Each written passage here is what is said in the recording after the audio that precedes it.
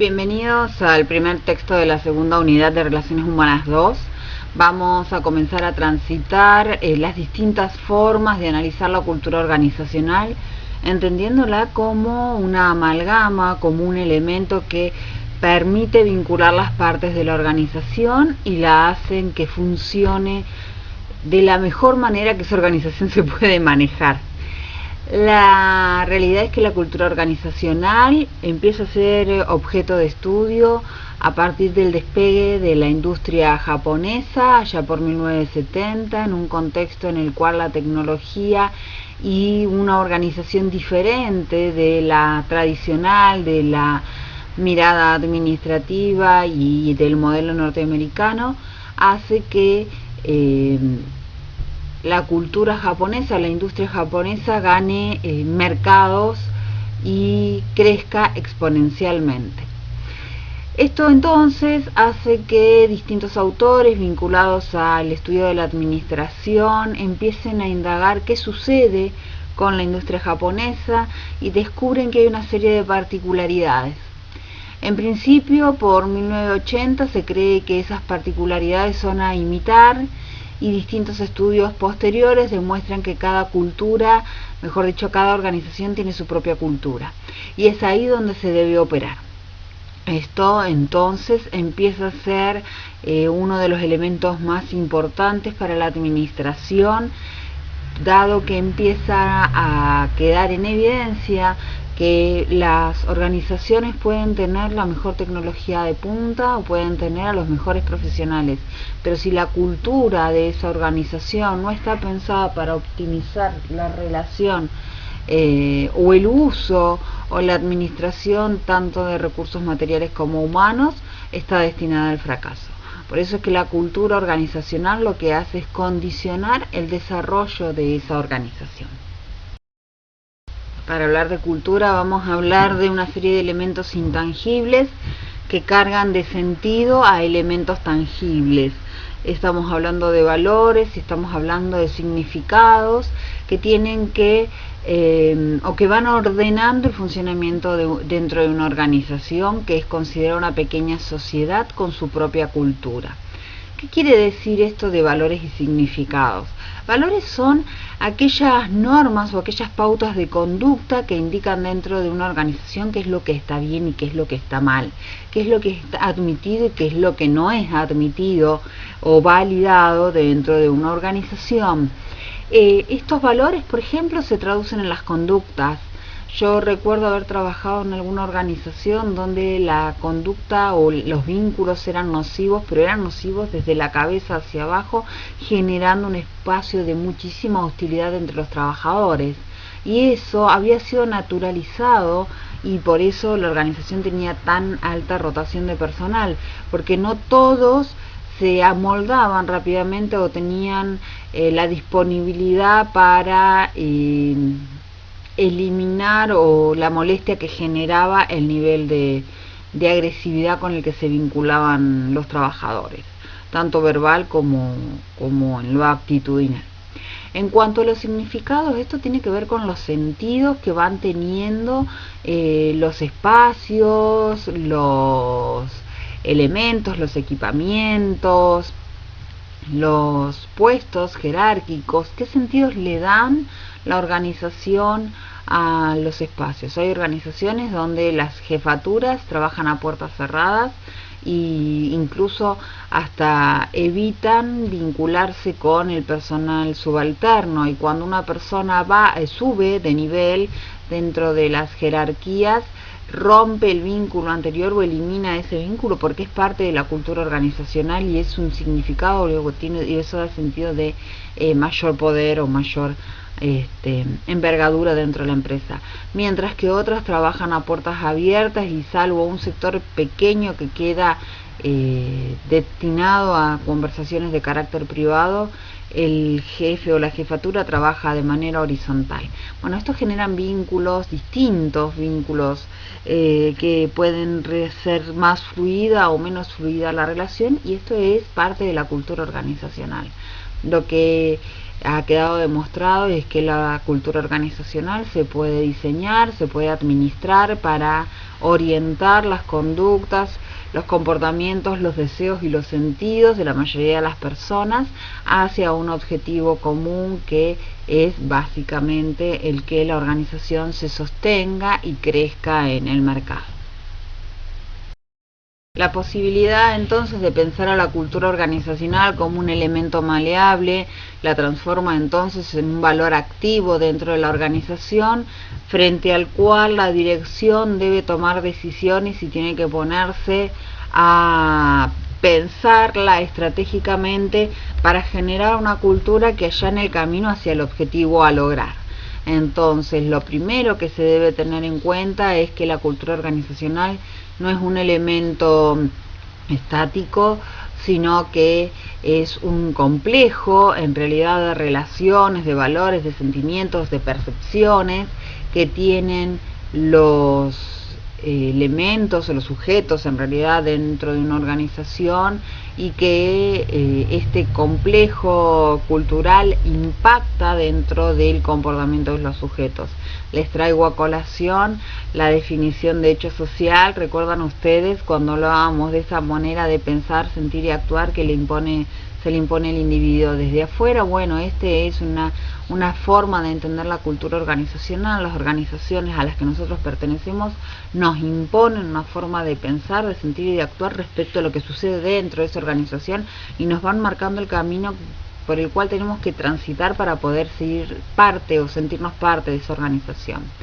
Se trata de un vínculo social que tiene que ver más con lo emocional, con lo perceptual, con lo vincular, y no tanto con lo reglamentario. Acá traigo a colación otro amigo de ustedes, otro teórico amigo de ustedes, Elton Mayo. Recuerden que Elton Mayo lo que descubre, además del impacto del factor psicológico, es el impacto de la relación entre los trabajadores, entre los miembros de la organización, pudiendo determinar que existe una organización informal. Bueno, esa organización informal es básicamente la cultura organizacional, que uno la puede medir, que uno la puede sondear a través del sociograma más que del organigrama, y que nos permite a nosotros identificar cuáles son las otras subculturas que hay dentro de la organización, porque no es que existe, la organización es un sistema único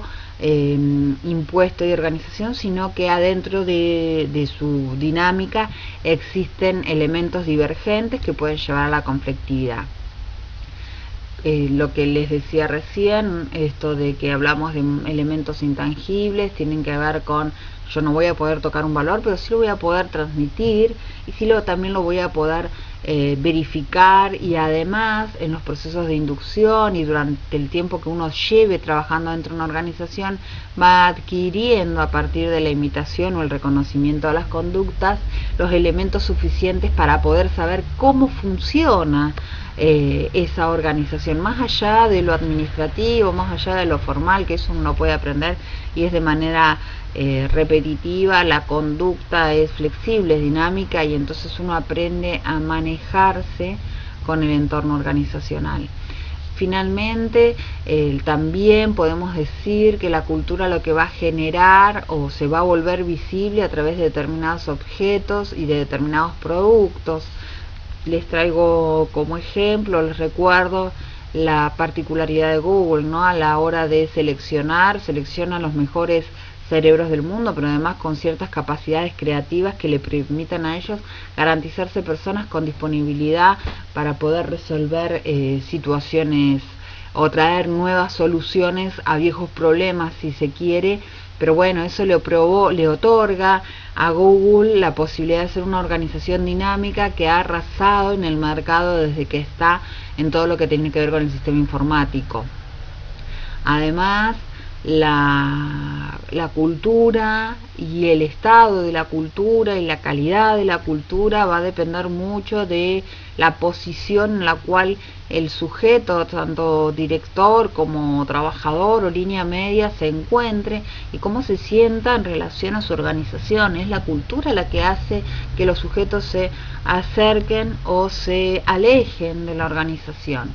Muchas veces esto se expresa o se ve claramente cuando una persona está trabajando en un lugar donde no recibe una alta remuneración, pero sin embargo prefiere quedarse ahí porque se siente cómodo, porque se siente estimulado, mientras que otras personas teniendo sueldos millonarios o teniendo espacios de visibilidad importante desean renunciar a eso en búsqueda de algo que tenga que ver con una satisfacción personal. ¿Sí? Esto tiene que ver mucho con la pirámide motivacional que ustedes seguramente han trabajado con anterioridad.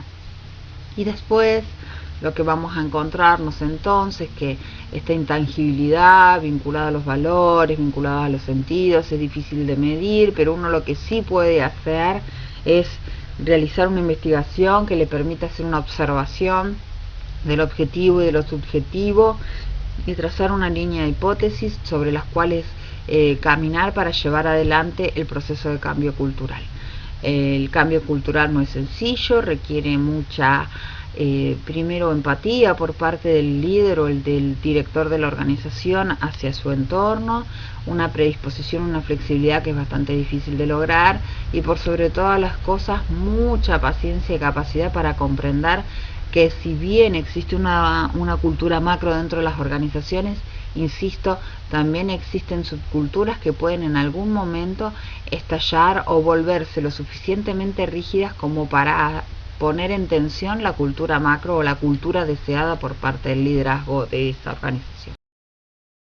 Vamos a describir cuáles son los elementos que componen entonces esta amalgama que termina siendo la cultura organizacional, este producto, que es el resultado de las referencias culturales externas, del entorno institucional, del entorno social. Tiene que ver mucho con qué es lo que cada uno de nosotros aporta a la organización. Si podemos trabajar, en mi caso, con un grupo de comunicadores, pero cada comunicador se habrá formado incluso dentro de la misma universidad, pero viene con perspectivas sociales distintas, con miradas de crianzas distintas, y eso hace entonces que uno aporte de manera distinta dentro de la organización. También durante la dinámica, durante la interacción al interior de la organización, se van generando creencias propias del grupo social, que eso es lo que termina generando la identidad cultural que dentro de la organización, que es lo que hace que uno se identifique con el otro por ser parte de esa organización.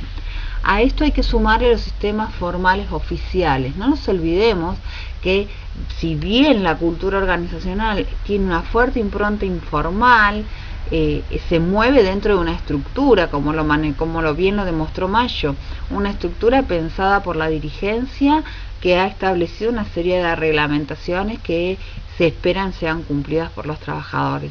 Bueno, estos sistemas formales oficiales en realidad deberían ser flexibles y ser capaces de reconocer cuáles son los obstáculos que va a encontrar dentro de la cultura informal, dado que es la cultura informal la que le pone un verdadero límite a esas reglamentaciones. Sin embargo, la formalidad uno no la desconoce y trata de cumplirla siempre que puede y siempre que quiere. Ya lo demostró Mayo cómo los trabajadores lograban trocar el registro que tenían en su organización. Bien, y por último, el sustento político de los sistemas culturales. Esto tiene que ver básicamente con una perspectiva ideológica de cómo yo considero que debe ser mi organización. Aquí empieza a pesar fuerte los valores de la organización, lo que consideran como válido dentro de la organización, desde la mirada de la dirección y la intención de aglutinar las voluntades dentro de este espacio. La cuestión es que cuando hablamos de política estamos hablando que existe una imposición ideológica respecto de cómo debe funcionar esta organización, y se trata de política porque cuando nosotros observamos existe una multiplicidad de subculturas, una multiplicidad de modelos de cómo debe llevarse adelante la organización. Sin embargo, hay uno que predomina y por eso se trata de una mirada política. La política en este caso es entendida como la capacidad de imponer un modelo sobre otras alternativas y que ese modelo sea aceptado como el más efectivo o el más eficiente a la hora de conducir a la organización. Entonces, para entender cómo se va construyendo la organización, podríamos decir que hay un sustrato intangible, invisible, donde están los prejuicios y las presunciones básicas de quien genera la organización, pero que también entra a jugar con las percepciones que tienen sus trabajadores y otros miembros de la organización. En esa interacción se va generando una dinámica y un imaginario de cómo debería ser o cómo es esta organización. Estos preceptos terminan traduciéndose en valores que, como dice la placa, son de mayor grado de conciencia, porque uno sabe, empieza a poder interpretar qué es lo que está bien, qué es lo que está mal, qué es lo que es válido y qué es lo que no es válido dentro de esa organización, qué va a ser estimulado y qué va a ser aplacado o acallado. Y finalmente, en el nivel más expreso de la cultura organizacional, vamos a encontrarnos con los productos y los elementos que tiene la organización. Por ejemplo, la elección de colores es un elemento cultural. La elección de colores no puede parecer que uno eligió porque me gusta, pero detrás de ese me gusta hay elementos que hablan de la organización. Estamos hablando de la posibilidad de poder identificar espacios dentro de una organización por su distribución, por su tipo de mobiliario. Hablamos también del producto final, qué es lo que me entrega a mí esa empresa o esa organización, que puede ser un producto social o puede ser un producto comercial, pero el resultado va a ser consecuencia de la estrategia con la cual se ha pensado o no se ha pensado la cultura de esa organización. Vuelvo al ejemplo de Google. Para pensar a la cultura como un elemento tangible a ser administrado dentro de la organización, entonces tenemos que pensar en cómo funciona y también qué tipo de fuerza tiene dentro de la organización. La cultura puede ser funcional o disfuncional. La cultura funcional es la que está alineada con la estrategia y que permite, la estrategia empresarial, que nos permite crear una identidad organizacional. O mejor dicho, la estrategia es la que tiene que ir siendo pensada para amoldarse también a la cultura en la que estamos. Muchas veces las organizaciones desarrollan nuevas estrategias empresariales o comerciales y no tienen en cuenta a qué sujetos tiene dentro de su organización. A veces son personas con mucho tiempo de trabajo o mayores, o que están apegadas a sistemas más tradicionales y les choca o no lo admiten y frenan desde su conducta cualquier posibilidad de cambio estratégico dentro de la organización. Las culturas disfuncionales, bueno, tienen estas particularidades que les acabo de decir, que lo que buscan es corregir o impedir o limitar las posibilidades de cambio dentro de la organización, o incluso, aunque la organización o la estrategia organizativa ya esté planteada de antemano, empiezan a producirse conflictos al interior de la organización, o estas subculturas de las que les hablaba empiezan a ganar poder y empiezan entonces a chocar con la propuesta estratégica de la organización o con las metas y visiones que tiene esa organización para concretar. La fortaleza o alcance que tiene esa organización, esa cultura dentro de la organización también es fundamentalmente importante, dado que una organización con una cultura fuerte quiere decir que ha logrado embeber y ha logrado captar la voluntad de la mayoría de sus miembros, y entonces podríamos decir que se espera una conducta alineada a la estrategia que se pueda bajar desde la dirección. La cuestión es que la cultura fuerte lo que le otorga a la organización es una coherencia, una capacidad de poder predecir para dónde va, cómo va a funcionar, pero al mismo tiempo, cuando la cultura es extremadamente fuerte, puede volverse un obstáculo cuando la organización se enfrenta a contextos que cambian rápidamente y requieren poder amoldarse y poder dar respuestas a los cambios del entorno. Esos cambios o esa capacidad de dar respuesta no depende de que yo tenga o pueda adquirir el mejor equipamiento técnico. Si yo tengo resistencia a la implementación de esos equipamientos como por parte de mis trabajadores o de mis líneas medias, entonces yo voy a estar malgastando mi dinero porque no se va a producir acorde a lo que las nuevas maquinarias me lo permitan. Por el otro lado, si la cultura es débil, La ventaja que yo tengo es que con una cultura debilitada y empieza a abrirse la posibilidad, o está la posibilidad o la predisposición más rápida para el cambio, pero al mismo tiempo, cuando yo no tengo la necesidad o no tengo la visión de, o la decisión de producir un cambio en la cultura organizacional, pero tampoco logro que el entorno interno de el grupo interno de la organización se amolde a la cultura principal, me limita las posibilidades de acción. Por lo tanto, si yo tengo que llevar adelante un proceso de cambio, y tengo que poder situarme dónde está mi cultura organizacional en este momento, qué tipo de funcionalidad me está prestando y qué tipo de fortaleza tengo yo a través de la cultura organizacional, porque la cultura es la que legitima, incluso en el caso si yo fuera directora de una organización o líder de una organización, la fortaleza de la cultura que se implanta o se está sosteniendo en la organización es lo que garantiza también la validez de mi palabra. Y ya hablamos de cambio cultural. La pregunta es ¿por qué vamos a querer cambiar la cultura? Y básicamente por estos 4 motivos aquí presentes. Primero, por razones estratégicas. Mi cultura ya no me permite a mí poder responder a las necesidades del entorno, o no me permite a mí, o me está limitando en la capacidad de crecimiento, o me está jugando en contra cuando yo tengo que competir en el mercado. Entonces necesito poder intervenir la cultura organizacional. La otra es poder optimizar los sistemas organizativos. Lo que yo tengo me funciona bárbaro, pero yo sé que puedo mejorar los rendimientos de mi organización, entonces tengo que intervenir en el factor cultural, porque puedo tener la mejor tecnología, puedo tener los mejores profesionales, pero si no hay algo dentro de mi organización que los incentive para que actúen de manera creativa y dejen lo mejor de sí en el uso de esas herramientas, va a ser lo mismo que nada. Razones normativo-legales, y esto tiene que ver un poco con la readecuación que tienen que sufrir las organizaciones, o que sufren las organizaciones cuando a nivel macro, a nivel social, se producen cambios también.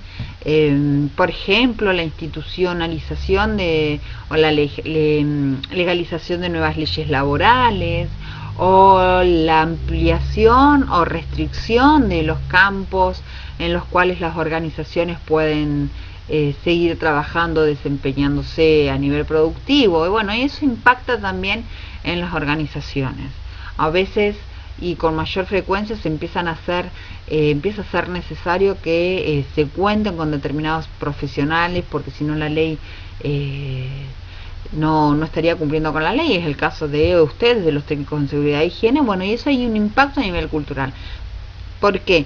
En el caso de ustedes, por ejemplo, son quienes vienen a interferir directamente dentro de una cultura organizacional ya no tan común, porque ya están acostumbradas a su presencia, pero cuando su profesión empezó a desarrollarse, aquellos que habían hecho toda la vida las cosas de la misma manera tuvieron que escuchar a un técnico en seguridad y higiene que les indicara cómo se hace bien.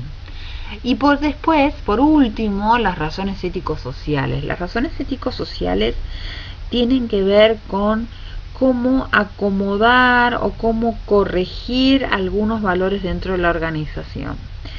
El ejemplo que da el texto habla de acomodarse o de empezar a responder a ciertas cuestiones medioambientales, pero también tiene que ver con, por ejemplo, el reconocimiento o la aceptación del colectivo LGTB dentro de las organizaciones, por traerles algo a colación, las respuestas de cómo funcionan las organizaciones o las empresas o las administraciones en este contexto de pandemia. También eso implica o necesita o requiere una modificación o una intervención a nivel cultural. La interpretación o el entendimiento de la cultura va a depender mucho del marco teórico en el cual la dirección esté puesto. El autor nos hace una referencia de distintos grupos de teorías que se podrían agrupar o se podrían formar en conjuntos que depende desde el lugar donde estén parados, va a ser la forma o el impacto que van a tener en la administración de la cultura. Para eso se recurrió a distintas clasificaciones que tienen que ver con, o se eligió la metáfora del sombrero. Vamos a comenzar con la idea del sombrero blanco, este sombrero blanco que se muestra ascético, imparcial, que se apega al hecho, al análisis del hecho concreto, pero que no da un paso más allá en la interpretación, presenta una información, te dice, está sucediendo esto.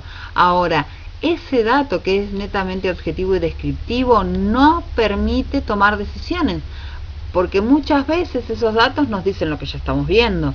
Ahora, desde dónde nos posicionamos es otra cuestión. Y ahí, bueno, hay un elemento de base positivista, ¿sí?, muy vinculado al funcionalismo. Esto les pido, por favor, que recuperen un poco cuando hablábamos de positivismo y negativismo allá con su amigo Portantiero en sociología, porque les va a permitir entender con mayor precisión todos los detalles que nos brindan respecto de estos tipos de teorías para pensar, porque son, en realidad, si bien están desarrolladas dentro del marco de la administración, que no es considerada una ciencia, la administración sí se vale de las ciencias sociales para poder interpretar cómo funciona una organización.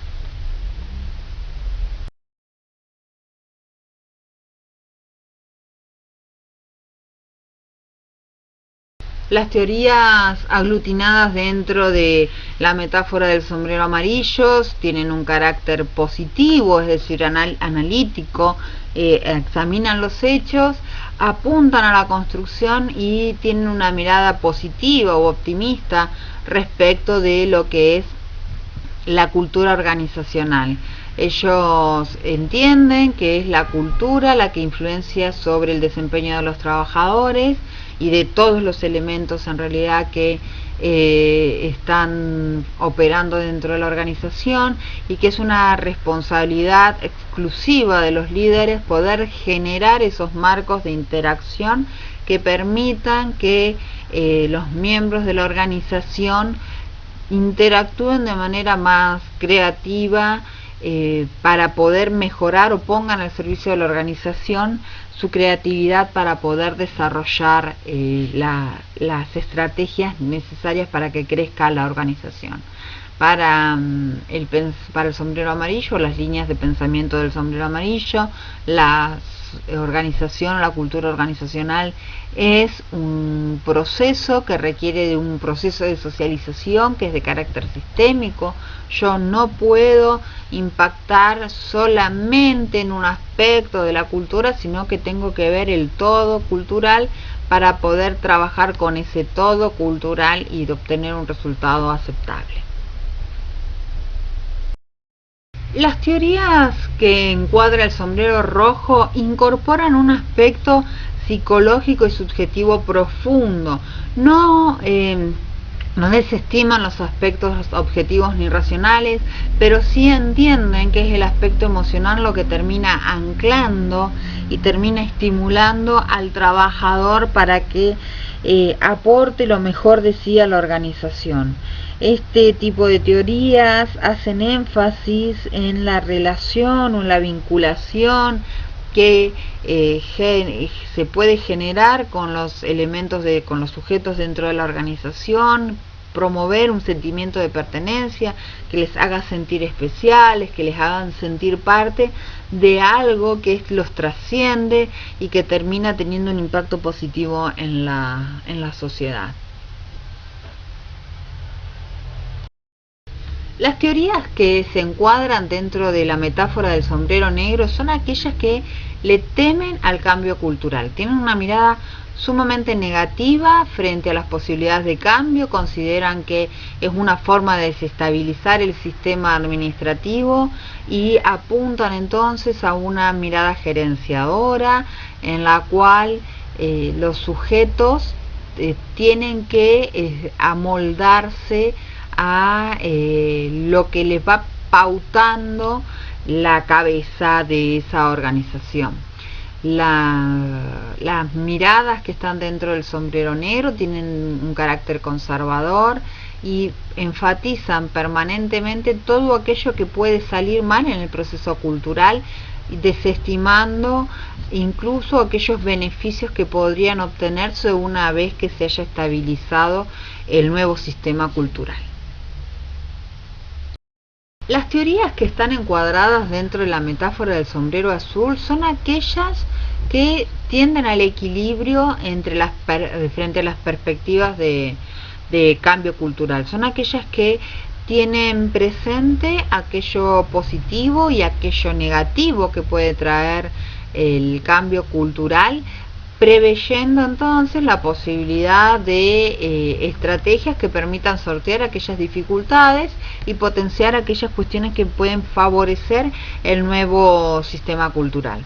Pone entonces sobre el tapete la capacidad, la posibilidad de rediseñar una cultura, y también tiene en cuenta que la cultura tiene que estar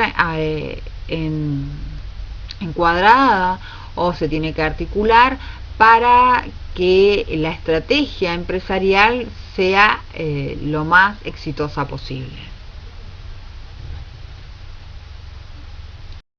Obviamente en todas las presentaciones respecto de los sombreros yo he hecho una reducción y una síntesis de cada una. Les toca a ustedes ahondar un poco más y también hacer un repaso de cuáles son las otras formas de pensar la teoría de la cultura, porque depende mucho desde la perspectiva, insisto, muchas veces los administradores o los directores o los líderes de organizaciones dicen no, yo no tengo incorporado ningún pensamiento administrativo, sin embargo sí existe, sí subyace y se evidencia en la forma en la que administran la organización que están llevando o que están dirigiendo. Aquí tienen ustedes un listado de otras formas de pensar la cultura organizacional.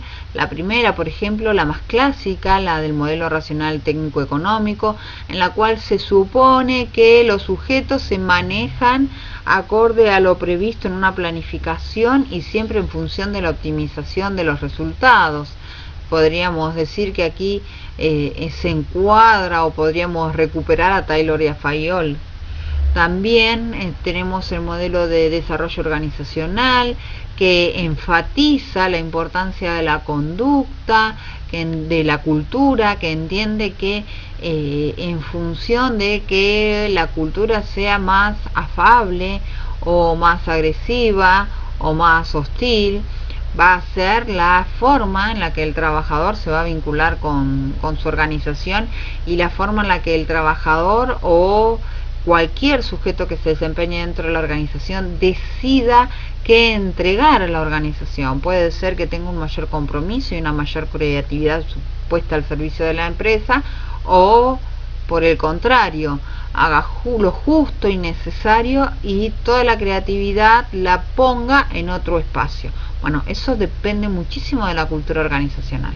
Luego, la perspectiva positivista, esta mirada que entiende a la cultura o los factores culturales como de manera aislada, se queda en la superficie, en lo que observa, es sumamente conductual y no admite la intervención o la articulación con otros factores como por ejemplo el psicológico, el subjetivo, el emocional, el contextual. Sí, muchas veces las organizaciones son sacudidas por algún factor imprevisto o alguna situación particular que hace que en ese momento el estado anímico de la población de esa organización sea particular, o puede estar extremadamente alegre, exultante, o pueden estar todos muy tristes o acongojados o dubitativos, y eso impacta directamente en la forma en que la organización funciona. Bueno, esto no lo va a ver la perspectiva positivista, pero sí lo va a ver la neopositivista o pospositivista, entendiendo que la cultura es el resultante de una acción social y que lo que hoy yo puedo considerar como válido para explicar lo que está sucediendo en una aquí y ahora de la organización, por la misma dinámica social, mañana puede pasar a ser un principio obsoleto y tengo que repensar qué es lo que está sucediendo en mi organización para poder administrarla y conducir a esa cultura a la par de la estrategia empresarial que yo quiero llevar adelante. Bueno, yo les he descrito esto, pero ustedes cuando ingresen al cuadernillo, cuando lo lean, hay muchas más teorías, por eso les pido que las lean y que todas las preguntas que tengan las evacúen a través del foro o a través de la clase virtual que tendremos próximamente. A modo de cierre, entonces, no debemos perder de vista que la organización está inserto dentro de un sistema cultural más amplio, que es la sociedad, de la cual nosotros venimos y a la cual nosotros pertenecemos desde distintos grupos sociales. Venimos con esas particularidades, nos insertamos dentro de una organización que tiene una cultura deseada, una cultura macro que ha sido desarrollada, pensada, en el mejor de los casos por sus directores o líderes, y digo pensada en el mejor de los casos porque la mayoría de las veces no se ha pensado cómo estructurar culturalmente una organización. Es muy reciente, recién en la década del 90, hace 20 años atrás, 30 años atrás, empieza a pensarse formalmente en la cultura como una herramienta de construcción organizacional. Pero además tenemos que tener siempre presente que al interior de esa gran cultura deseada por parte de la dirigencia de una organización existen un cúmulo de subculturas.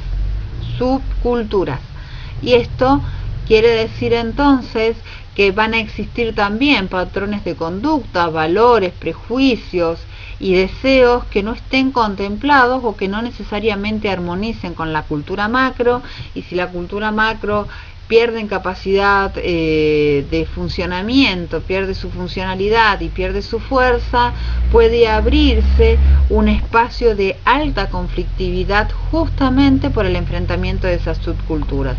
Por lo tanto, quien esté al frente de una organización tiene que ser consciente que por más que su modelo cultural o su modelo ideológico, porque la cultura es ideología, esté marcada o haya logrado imponerse sobre las otras propuestas, las otras propuestas siguen estando, están latiendo ahí, están agazapadas, planteándose, y pueden en cualquier momento desencadenarse iniciando un proceso instituyente que modifique las reglas del juego a nivel cultural o que le terminen imponiendo a la organización un sistema cultural que no es el que ellos querían sostener.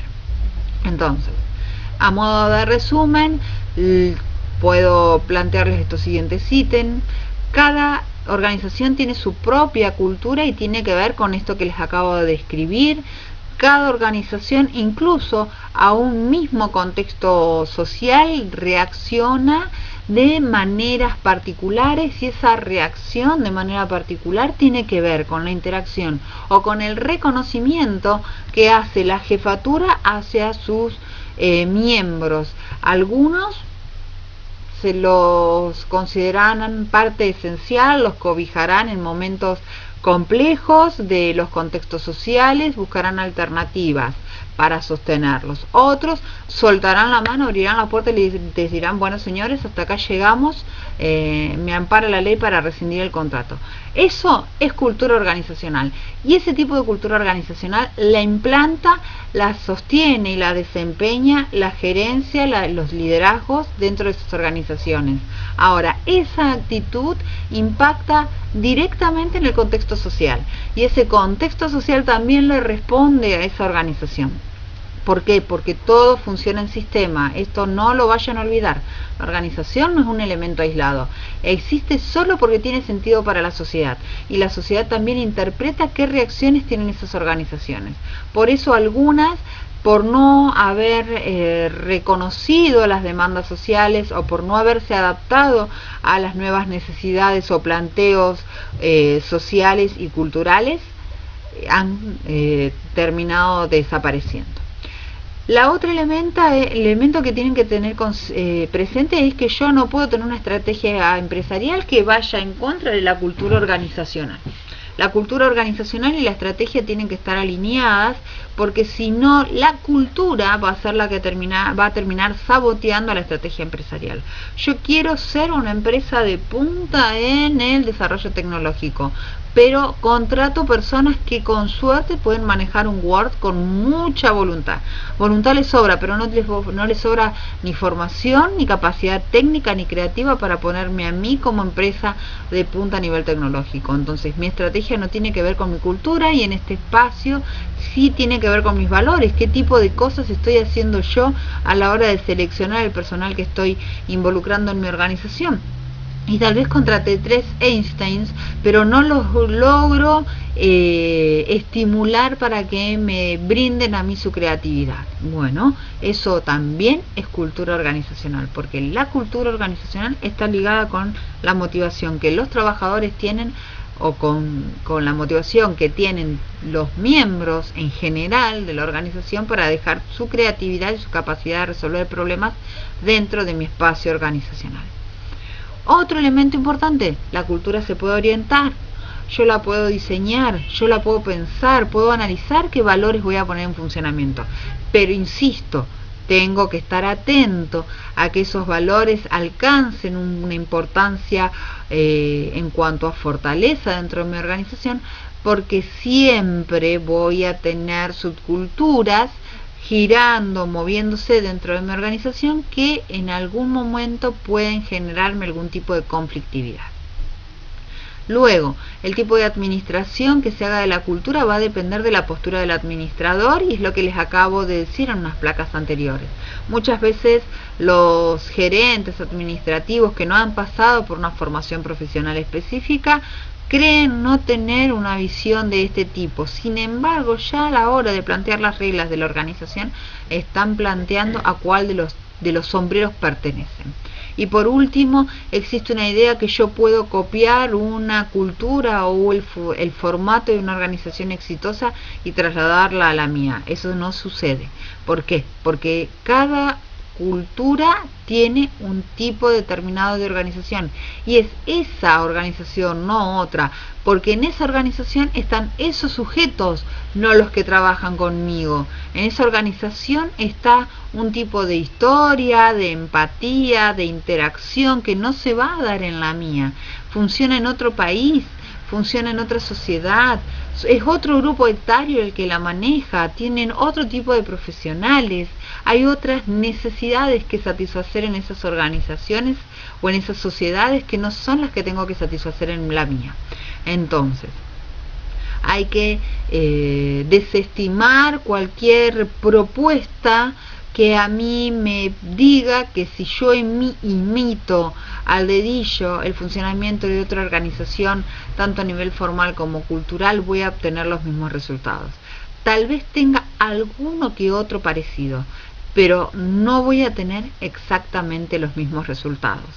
Cada organización tiene que plantear su propia cultura y su propia estrategia para poder salir adelante y destacarse en el espacio en el cual se quiera destacar.